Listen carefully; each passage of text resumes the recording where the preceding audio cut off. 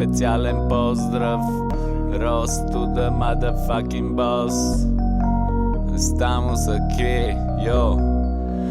Няма къл, здраво до уши се лакъл. Уж бил зъл, проблемите като смъкните привлякъл. Опекъл мозъка, но хич не го е изчакал. Без акъл не е лесно, а пък за теб е спектакъл. Няма къл, това момче, здраво до уши се лакъл. Уж бил зъл, а пък проблемите като смъкните привлякъл. Опекъл мозъка, но хич не го е изчакал.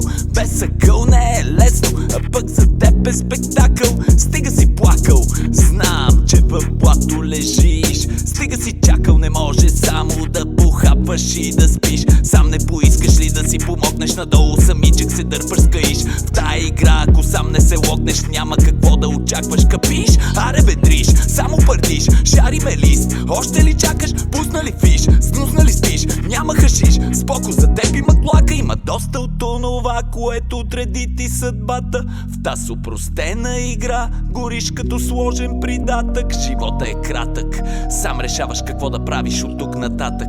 Кога, ако не в момента, е най-добре да оставя отпечатък. Запитай се какво ще направи приятен и твоят малък остатък. За дните и нощите занапред, какво ще ти топли душата? Къде са децата, къде е жената, къде са къщата с двора и колата? Къде се покриха, стопиха, изчезнаха моите улични братя? Откъде да набавя храна? Отдавна спрях да си храня душата.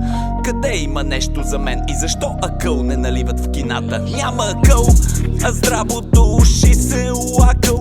Уж бил зъл, а проблемите като смъкните привлякъл. Опекъл мозъка, но хич не го е изчакал. Без акъл не е лесно, а пък за теб е спектакъл.